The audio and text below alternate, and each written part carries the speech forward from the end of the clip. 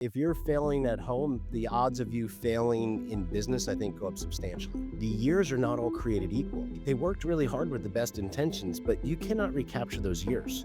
You cannot replant those seeds. I'm not saying you can't have a relationships, but it will be different. I just hope that people can realize it's not all or nothing. You can have success in business and success at home, especially if you just put some disciplined rhythms into both sides, business and family.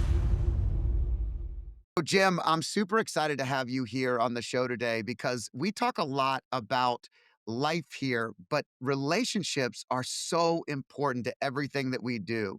And, you're known for the family board meeting, 18 summers, a lot of great parenting conversations with you and your wife. Talk to me about the strength of your marriage and the strength of your relationship and how that impacts everything else that you do, because I think that is the key differentiator even in a successful business, right? Oh, absolutely. I think that it's very if you're failing at home, the odds of you failing in business, I think, go up substantially. And yeah, sometimes you can get one or the other, but I think it's great to integrate both. My wife has been such I'm sure you read, all of Napoleon Hill's materials, and when he said the most important mastermind partner in your life will be your wife, I couldn't agree more. I mean, we just went away for our 14th anniversary last weekend to Amelia Island, beautiful area in Florida, and just reflected and just the growth we've had together and the fact we've been able to stand together through, I don't know any entrepreneurs, Scott, that have had a straight run upwards. I don't know if you do. We certainly haven't. And just what we've been able to navigate with business, with 5 children, both adopted and biological, through health issues, through all these things. But she's been absolutely my best friend, my best, you know, sounding partner. Just we've integrated, and I couldn't imagine the difficulties I've overcome without her at my side. Yeah, it's interesting because I look back, I've been married for 23 years last weekend. And so looking back at our marriage and our relationship, we got married really young. We started dating super young. We've stayed together through all those iterations. And to your point, there is no straight up. When business is great, sometimes life is challenging. When life is great, sometimes business is challenging. And so it just kind of whatever's thrown at you, having the right partner by your side can make a major, major difference. And we were looking back and thinking about how we've been able to grow together, which has been such a blessing. That's always a challenge because all these different iterations happen and you have to continue to develop and grow in your own relationship. Absolutely. Absolutely. And a lot of people, I think it's easier to be a good businessman or entrepreneur than it is to be a good husband and father. And a lot of people run to the business because they don't want to face that. There's not a lot of thumbs ups or cheering, in the middle of the night if there's a sick kid or a difficulty. So I think that if you have the courage to stay within family life as in family life and not delegate yourself out of it like so many people do and then regret, then why you got into entrepreneurship in the first place really reveals itself again. And you're like, gosh, this is what I worked so hard for. I do a ton with mergers and acquisitions, and in the end of someone's career when they're selling their business, and it's always crazy to me because you ask someone what they want to do when they actually exit or separate, and they'll say, "Well, my family's the most important thing to me," and then you talk to them about what are some of the things they're going to be doing, and there's not a whole lot of time they've spent with the family. They put everything into the business, and so their impact has become the business to that point and not the other way around. And the challenge to you, I think exactly what you were saying is something that I mean, we all go through iterations of maybe realizing it along the way too, but my what I've seen is when they lean too much into it, they're leaning into it because everybody in the business says yes, or it can be delegated, or they can lead, and there's no challenge. And it's if the challenge happens, they know how to deal with it because everyone works for them. When they separate and they're at home, it's a lot harder. It's a different dynamic. You have real personalities who know you in a different way. Absolutely. Well, and one of the big things, and this is in my book, 2011, I was sent an article about Steve Jobs. and it totally changed the way I was looking at this by Walter Isaacson, the famous biographer. And he was interviewed a few days after Steve Jobs passed away by Time magazine. And the article said Steve Jobs spent his final days surrounded by close family and used the opportunity for final interviews to explain to his wife and children why he wasn't there for them. And Jobs was quoted as saying, I want my family to know who I was. I wasn't always there for them, and I want to explain why and for them to understand. And I'm just reading this and I'm like getting a gut in my stomach because I'll share in a minute, but Walter Isaacson, there he is with probably the most successful entrepreneur of all time, or arguably one of them. He said, Steve, are you glad you had a family? Are you glad you had children? And he said, it's 10,000 times better than anything I've ever done. And so it was easy for me in that moment, Scott, because I literally had, I guess, what they call the Saitori, the Japanese instant awakening, because everyone wants to cross their arms like me and say, oh, well, Steve Jobs, he's got a reputation for being a jerk. And maybe so, but if I had had the rug pulled out from underneath me that day, I'd probably be in the same position 6 months down the road doing final interviews to explain to my family why I wasn't there for them. And I really had to think about that all the time. I set benchmarks and then I'd get back to them and they kept getting put into second place instead of really integrated. And it makes you think and reflect, when you just said, the time you're spending or having two houses to stay close to your boys, the years are not all created equal. And it makes me sad because with our family retreats, and you've probably seen this if you're doing mergers, they worked really hard with the best intentions, but you cannot recapture those years. You cannot replant those seeds. I'm not saying you can't have a relationships, but it will be different. And that's where our big message with family board meetings and 18 summers was integrate. Be successful in business and successful at home.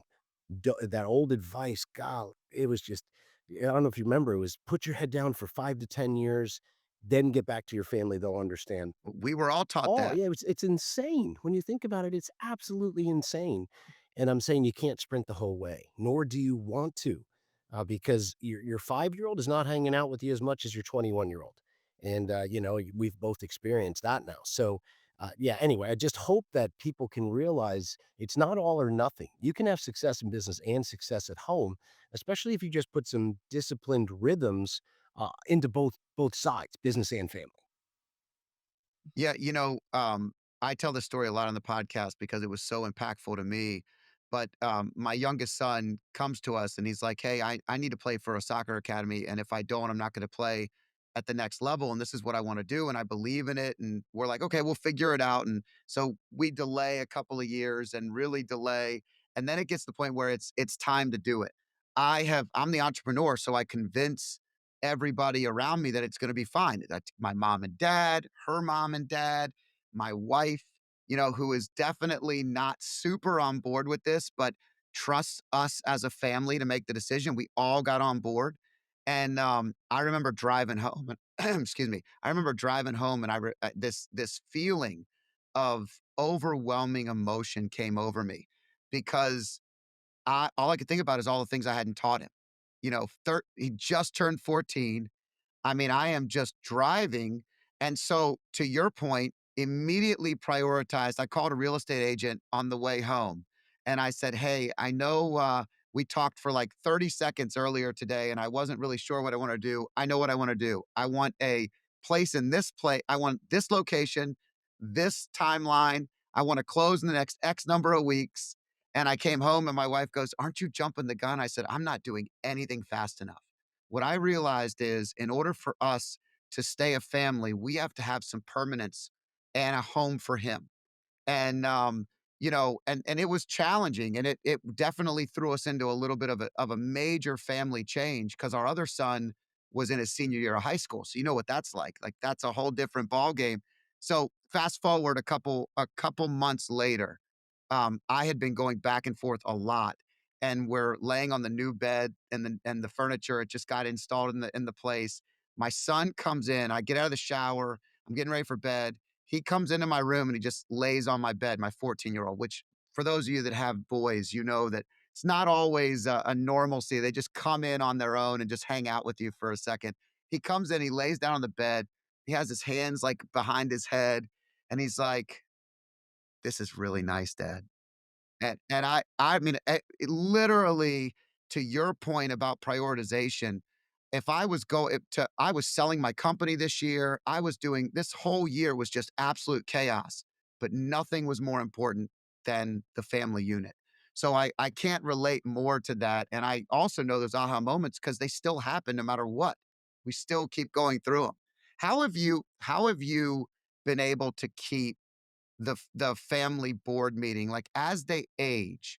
I think for the listeners, it's always good, maybe just give some framework of it, but how have you been able to prioritize it and keep it relevant as your children hit the latter ages? I'm always interested in that as I followed your story. Yeah, Scott, it's really surprising to me. So last week I turned 51 years old. I can't even believe it.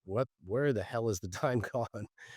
Turned 51. We had everyone around the table, older relatives and grandparents and all the kids and two older sons have been dating the same girls for years. And we do a nice tradition of, something, that you really appreciate and something weird or funny about the person.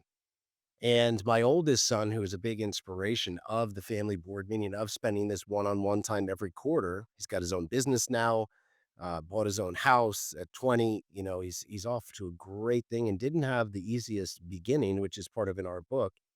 He said, "One of the things I appreciate most about dad is he still takes the time to get one-on-one with me." He's 21. He's a guy's guy. He's a tough fisherman. He can take a hook through the finger and just kinda look at you and pull it out. And so for him to say that, it's kind of it's very compelling and it's almost overwhelming where I'm going, this wasn't how I felt at 21, nothing against my parents. And I think the fact that I just scheduled it, there's 2 things that I did right. Look, we could have 7 episodes of the things I did wrong, Scott, but let's go on what I did right. I scheduled one-on-one time with my kids. And I always tried to help them find their own path and support it. I didn't try to choose the path for them. And they could come to me with open questions, and my promise to them was, I said, "Look, I will always tell you bad jokes, but I will never lie to you. Come to me," and they're like, "Oh, you've lived up to the bad jokes." I'm like, "Yes, I have." But they can come to me and ask any questions, and I'm just gonna tell them the truth. And so that's just a few of the things that we've done. And, when I have these one-on-one days with them, eh, we're very domineering people as entrepreneurs. We think we know what's best. My whole rule with these one-on-one days was, you're going to choose. I'm not choosing. What do you guys want to do? I'm all in. Choose what you want. Because so for my oldest son, for example, I will choose surfing 10 out of 10 times over fishing. He'll sir he'll choose fishing 7 out of 10 times. But it doesn't matter what I want. I wanna go all in on what they wanna do and just enjoy the day with them. My phone is turned off, and just these little things, Scott, just keeping the discipline of scheduling it has kept the relationship strong. That's great. Well, I think you're hitting on something else, and that is, I always find it interesting how young they are, even though they're adult age. So, we had some our my niece came over and her sister the other day, and they were sitting at the house, and she's back from her freshman year of college, and she leans in, and the youngest comes over and gives me this big hug, and the older daughter comes over, and she's like, "What? You don't give me the same loving that you used to give me?" And it was such a childlike moment. Like, it was so innocent, so cute. And I remember going, "You always get the love. Come on over. I'll give you some love." And we sat down together and we started talking, and she started telling me about everything at college. To your point, just because they're 20, 21 years old, they have so much more to learn and so much more to gain. And if you're spending that one-on-one time with your son, it means that somebody else isn't taking them down a path like maybe you or I had to go Yep, on to get to where we are today. absolutely. Yeah, if you don't create the space, you're leaving yourself very vulnerable to your kids trying to figure out some big things on their own or with the help of their friends in the internet. And not that their friends don't mean well, but some friends don't mean well or don't know well. And that's a very dangerous thing in the internet. I don't even need to go there.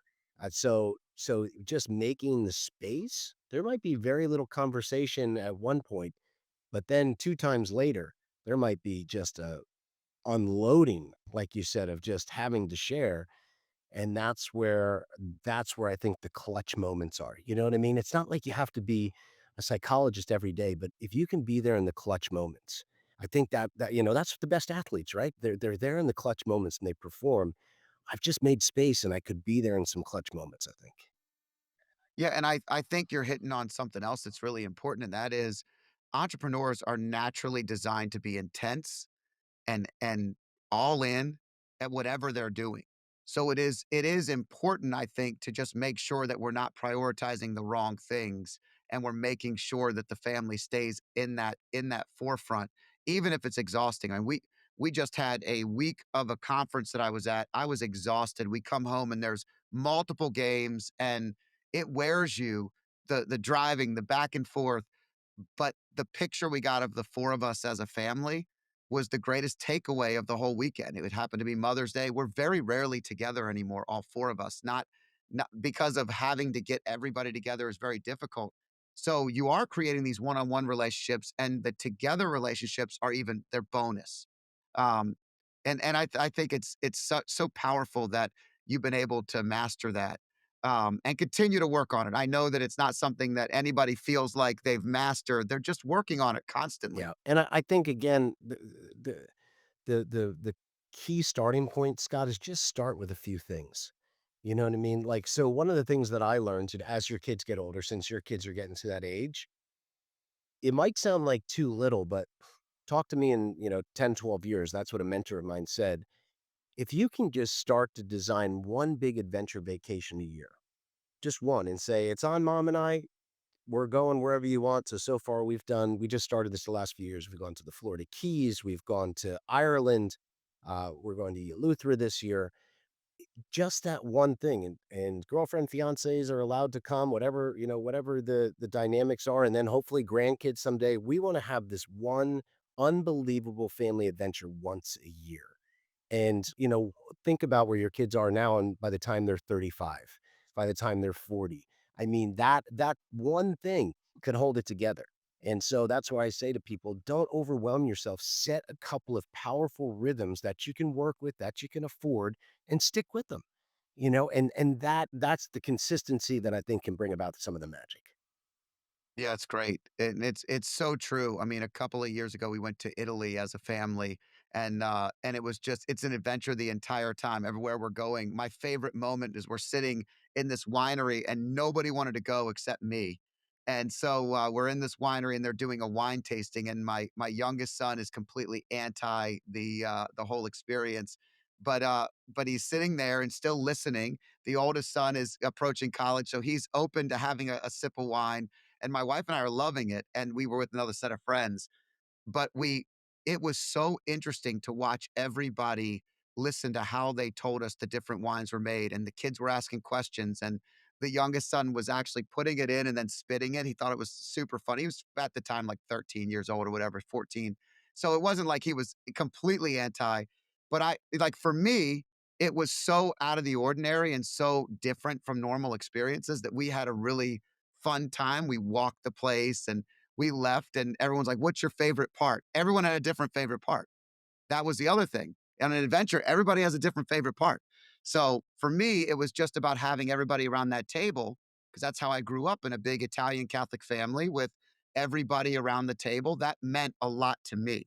So you're creating those memories and it's on their own accord. Absolutely, absolutely, and you can't, I mean, experiences are tough to replace with lectures, and that's what I tell so many parents. They're like, "Well, I want them to just listen on this, if they could do that."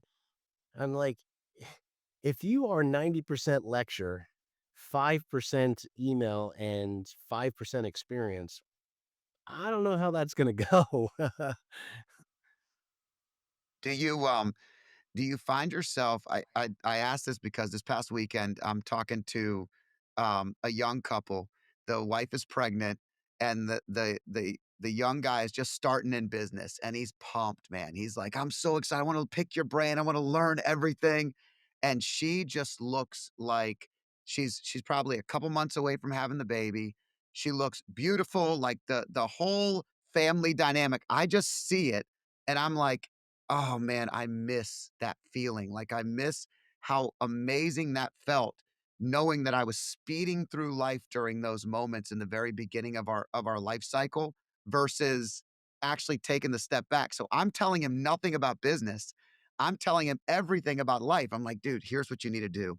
You got to just remember your wife is going to experience some things that are amazing and you're going to think it's nothing because you're already focused on supplying for the family and doing this, but the more you focus on building that relationship and being there, the better off it's gonna be because you won't have to make up as much from the mistakes that you'll make by pushing through on those moments. And it was really the wife, comes up to me afterwards, she goes, "Keep talking to my husband. Ah, I love the way you're talking." of course, because we get so wrapped up in the nobility of providing and protecting, you forget to love them sometimes, and that's one of the biggest lessons that I've learned where I tell people. So I'll give you an example, Scott. I've spoken at lots of different events. My wife and I have done different workshops, and we'll be in some pretty influential rooms, EO, IPO, other private mentoring groups. And I'll say, how many of you can, name the day and time that you meet with your CFO? All the hands go up, Thursday, 9 a.m. But when do you meet with your sales team? Okay, name the day and time each week you have a date with your spouse. And I'm telling you, Scott, less than 10% of the hands go up in the room. And I'm going, guys, this is it. You cannot sprint the whole way. You got to carve out the time because your spouse, your children, they're your most important clients, key investors, team members, whatever you want to call them through that entrepreneurial, lens that we have, work with it. But just that one thing, when I see someone, they're like, what do you suggest? I said, set a date once a week, same bat time, same bat channel, and just do it without the kids, without guilt, and that I've seen that save more marriages than I can tell you, because when people go, "Oh, it's feeling raw," and I say, "When was the last time you had a date?" "Oh, I don't know, 9, 10 months ago." I'm going, "Holy cow, imagine if you didn't show up for work 9, 10 months. Where would your business be?" So, yeah, just those little things. Yeah, it's funny, you can realize you haven't talked to a particular employee in a certain amount of time and how they start to separate if they don't feel connected. But so many people don't feel that way about their own families or their own spouses, and they're not aware of it. My wife and I learned we had the second child, again, something I talk about often on the show. We had our second child and, we're missing each other, like it's just go I got the oldest, I'm taking him everywhere. The youngest is kind of taking up all the time. And we go on our first vacation, in the Caribbean. We're on a ferry to Tortola. And my wife looks at me and, as we head to Tortola, she goes, "This is our ROM." And I said, "I don't know what that is, but it sounds amazing." And she goes, "No, it's to rekindle our marriage week. We just got to get back to basics." And I remember thinking, that's Yeah, genius, it is. to the point where she gave me that recipe. And for the next, you know, 15 plus years, 16 years of our life, we've done a ROM weekend every 6 months or sometimes quarterly. Sometimes you get to a point where you just know you need it and you separate because you got to get back on the same page to remember that we don't just love each other, we actually like each other. That And absolutely. that's Yeah, huge. the obligation of love, if you can't also say you're friends, my wife and I talk about that. It's not that only we're love, we really like each other. We're like really good friends, and both are important. And kudos to you, Scott, because when you say that, when you're doing that often, there's a big saying we have whenever we're teaching families, and that's so many people out there are choking on content and starving for execution. They're choking on content. They're always trying to just get something down and read something more, but they're not actually applying it. And I say, stop reading so much and start applying some of what you are. Get some clear relationship advice and put it to work. Don't try to stack on the next thing and that falls and then that does it. There's one thing that you've done, and that's probably more powerful than any other 10, 12 books that you could read. I think, to your point, for the people that take in all the content, they're I think it's scary to execute. I think, it's not just try it either. It's just do it. And what we noticed about these weeks and the weekends, it took us probably a year or two to realize how impactful they were. We were just going through the motions and I was forcing it for the reasons of just getting my wife one on one because it's hard to find that time. And I knew how imperative that was, but it was also, it's my equilibrium as a high intense entrepreneur, who's constantly driving towards I love building. I love that experience. I needed that fallback, that relaxation, that balance. And without that connection, it's very difficult to get there. So what we were doing was actually better for business than any other thing we could have been doing because the business suffers when the family suffers. 100%, 100%. Your fuel is low in the tank. I see the most successful people I see and look the healthiest and vibrant, they've done something like you've just done. They're not running on fumes. And sometimes even when, things are good at home, you're running on fumes. Could you imagine if you weren't doing those weekends with your wife when you were going through the business struggles or, the big uncertainties of selling the business? I mean, that you're working with half a tank there, and that doesn't serve. No, you definitely have to go outside of yourself and, have to have a bigger why and understand that by prioritizing relationships, you're going through life with the prioritization of relationships is a much better path than prioritizing transactions. And I think a lot of people actually mix that up. I know you probably go into rooms, especially as an entrepreneur and building the real estate portfolio and platform that you have, where you're a relationship individual. That's how you've gotten where you're at. That's why you focus on your family the way that you do. You can smell people that just want a transaction out of you in like 30 seconds. And you don't want to work with those people. You don't want to build something with them. You want to build with people that are actually doing the same things you're doing at home because they're less likely to call you at some ungodly hour of the day to tell you about something that doesn't matter because it's just the way that kind of world works on a regular I basis. agree. Yeah, I think it's called value-based decision making. When I was always told, it's funny, Scott. I was told when I've always been a real estate investor when I started doing these, "What is this? You're working with entrepreneur families? That's just odd." Well, you can only do one or the other, and that's what I was told all the time. And what I found, and my wife is always like, "Oh, didn't I say that like 100 times?" I would do a family talk, just pure family talk, just giving the best value out I think I can, and all of a sudden I'd gain some real estate investment partners out of it. And I'm going, that was not the goal at all. Like there was not a single mention, and there'd just be these weird overlaps. But I think when you have deep shared values, that's also where trust can be built quicker. And I feel more comfortable when I see someone who prioritizes their family, uh, because maybe this is wrong, but I say if they treat their family that terribly, how are they going to treat me in this deal? Yeah, it's 100% true. How do you see with building this real estate business, which you built to have more time with your family, if I understand your story correct. It was you've always been in the business, but the way that you built the latest iteration of the business, which has been growing for many years now, was designed to give you that time back. And how do you see the family being a part of that business into the future? Is there something that you've laid as a framework at all? Is it something that the kids know it's an open opportunity if it presents itself? From a very early age, Scott saw absolute disaster around addiction and forcing children into the family business. And it's way too long of a story, but I saw it very clearly, pretty close to home. And I didn't wanna get wrapped up on that. I mean, my wife and I right now for the first time are watching Yellowstone, and I'm just like, gosh, I mean, the early iterations, if you're a watcher of it, I'm like, gosh, they seem like such good people. I'm like, I think John Dutton's a horrible father. I just what the and maybe that's judgmental, but I wanted to make sure my kids didn't wanna go into real estate investing. So what I actually did, Scott, I don't know if this was curiosity, I was like, "Don't go into my business, don't work as hard as me. You don't have to retire me." I had to retire my parents. They never made a lot of money. There were certain pressures put on me and my wife, self-inflicted. I said, "Your life is different. You don't have to do that. Do what you want to do. Don't worry what I want. What do you want?" That's where the magic is. I'm not choosing the path. You choose your own path. You'll run out of steam if I choose it.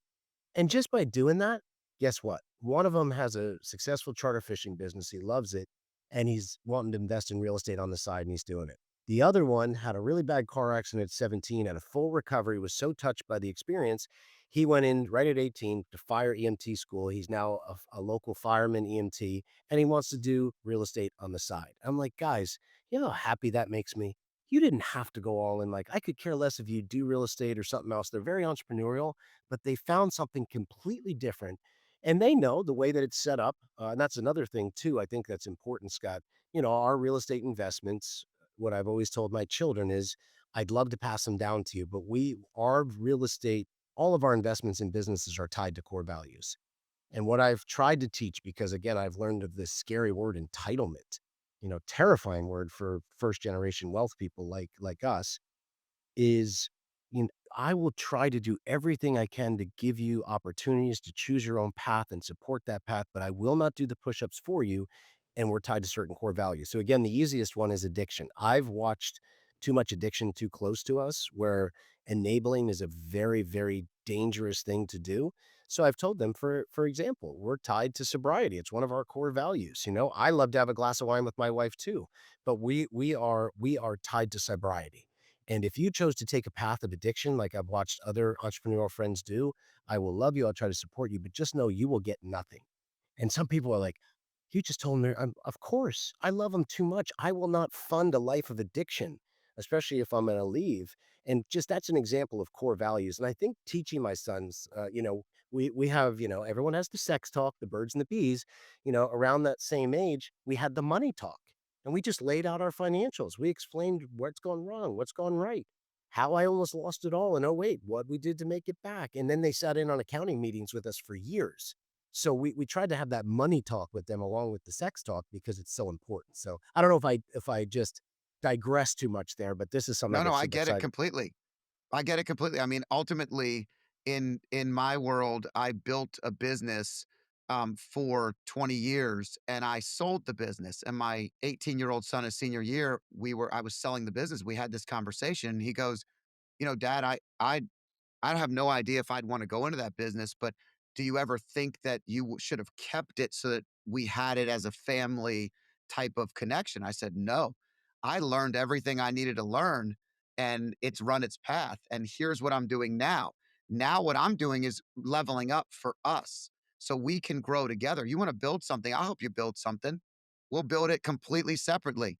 This summer, I told him, I said, "You gotta have a summer job when you come home." He plays soccer. He's got very little time, and he started doing these TikTok lives and these conversations on TikTok, and he's making pretty decent money on a regular basis. He goes, "Dad, if I do the TikTok lives and I do this," and he's laid out a plan. I said, "Here's the thing.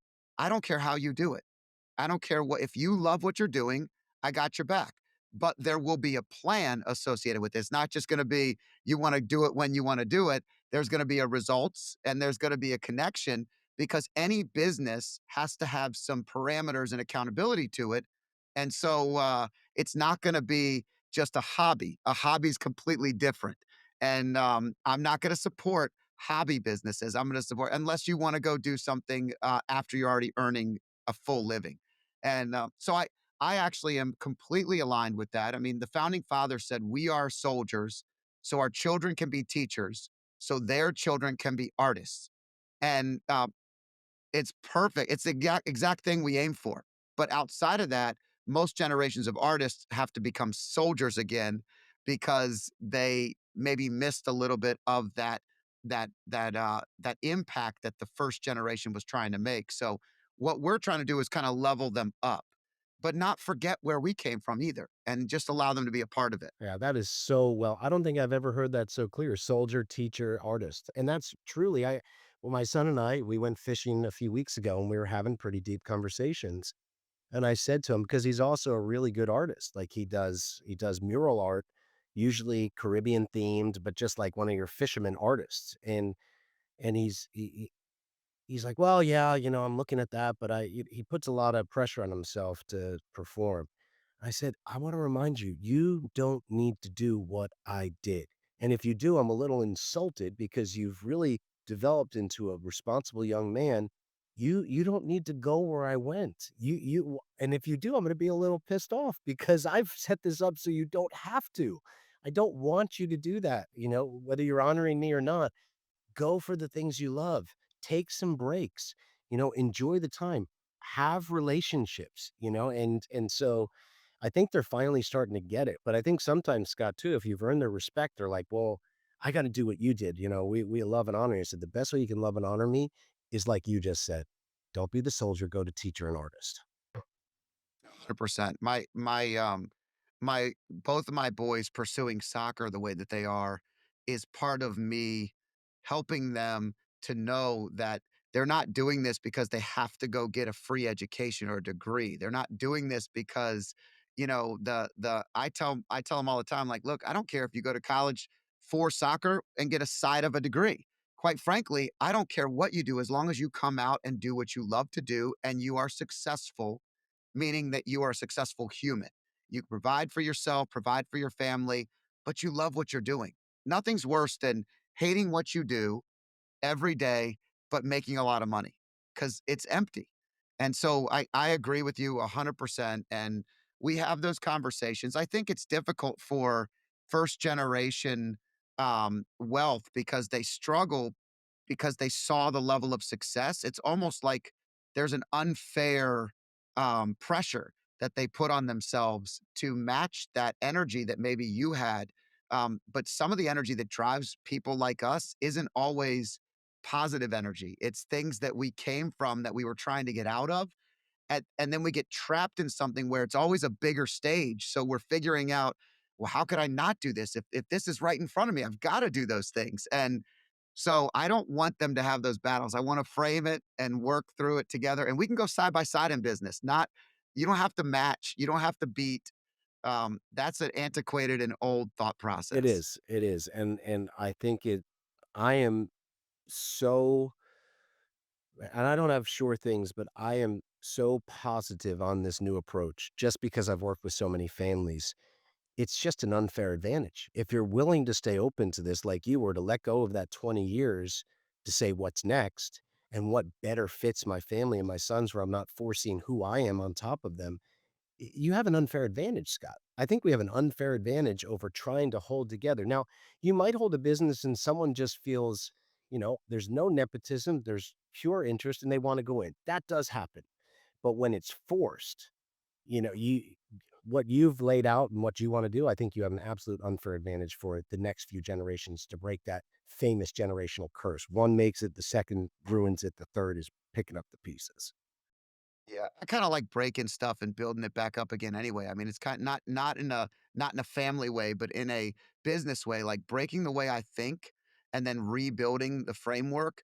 I had never built a business to sell.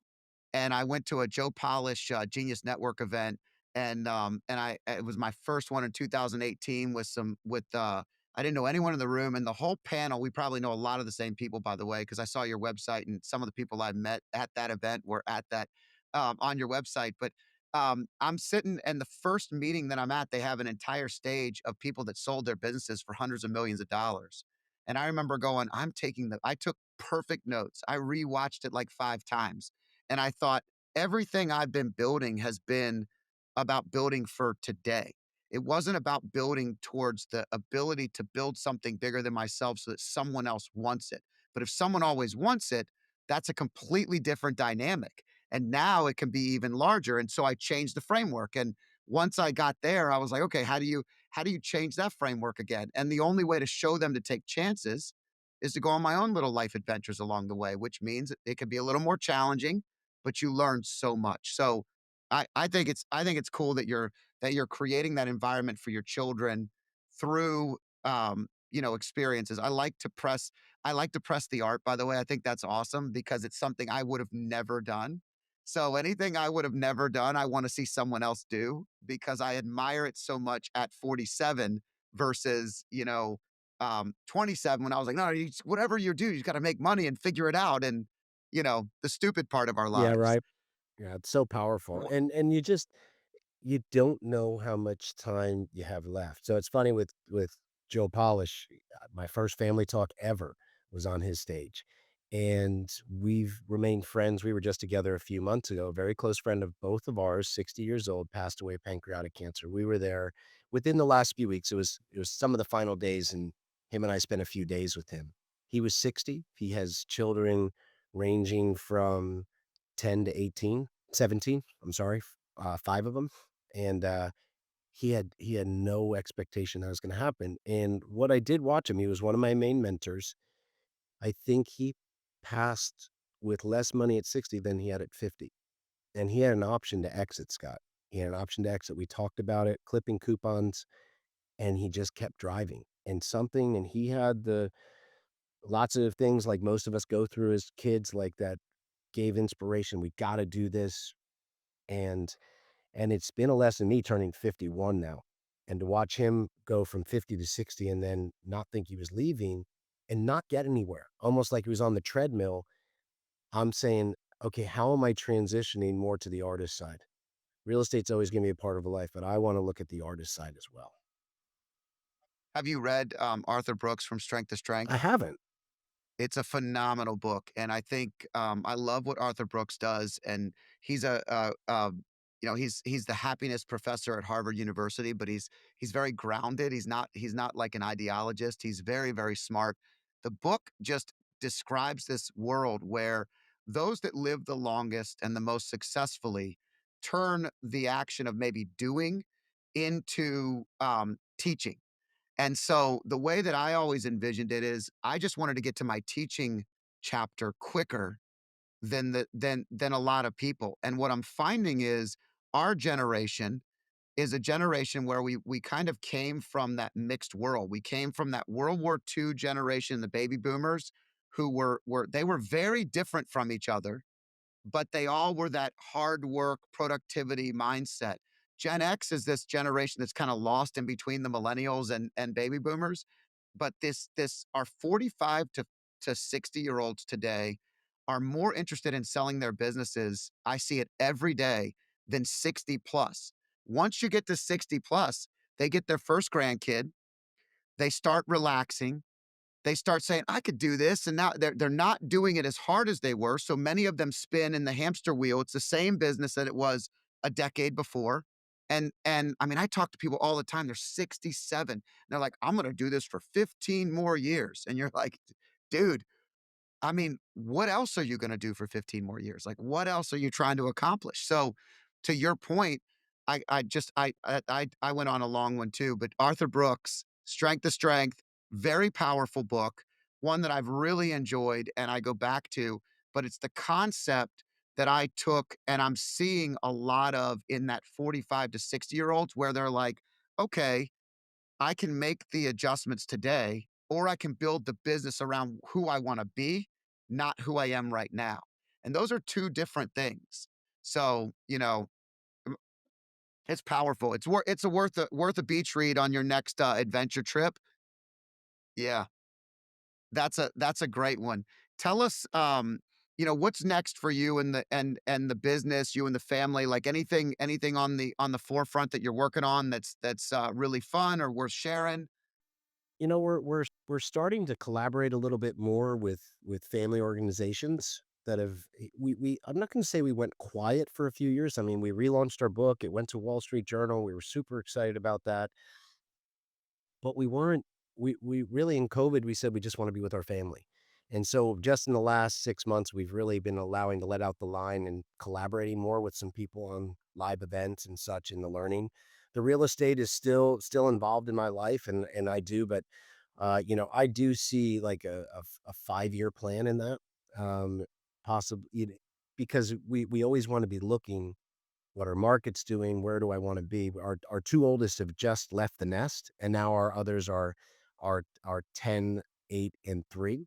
So those are big years. So right now I'm Wow. saying I wanna be involved in the real estate, involved in the family education, but also but years are not all created equal. So the big thing for me right now, Scott, is the how. Can I drive them to school in the morning? Can I be on the beach with them at the end of the day? Tomorrow, I leave for my daughter's 5th grade graduation camping trip. There's one dad as the chaperone, me. And so really what's on the horizon is just being involved in our kids' education and adventures. And that's really what's most important to me while keeping the business going. But again, I want success in business and success at home. That's awesome.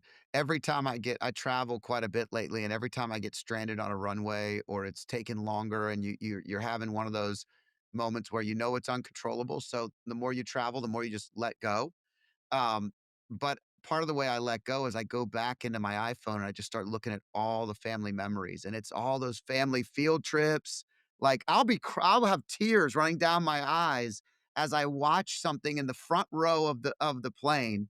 And I am like, and the flight attendants are looking at me like, "Are you all right?" I'm like, "I'm fine. I'm just looking at old family It's photos." so I've never heard anyone admit that. I do the same thing because 'cause I'm like, "Okay, whatever, Wi-Fi's off," and yeah, you just pick up your phone, and I do the same thing, and then you're going, "Whoa, I can't believe how much bigger they are right now. That just seemed like yesterday," and I get the same way. You see a video of the way they're talking or what you're doing, and yeah, I get that same teariness of like, "Yeah, I'm ready to be home."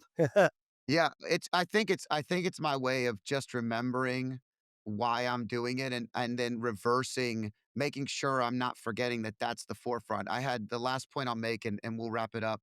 I had a very successful business person from a major, major company, that I had a conversation with the other day, and he said to me, his son's 10 years old, and he said to me, um, I tell my 10-year-old I travel a lot and I'm gone all the time, but I tell my 10-year-old I'm doing this for, us, and here's why I'm doing it. And we had this conversation, and I said, "You know what? I'm gonna give you advice. You take it however you want to take it."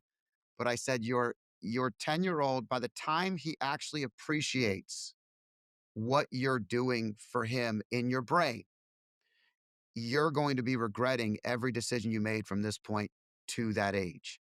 And the point is that, everything that we think we're doing for them is actually the a lot of times the opposite of what they actually need. And so when I look at those pictures, it centers me and kind of reminds me. It also takes my brain off the fact that I really hate the lack of control I have on the runway.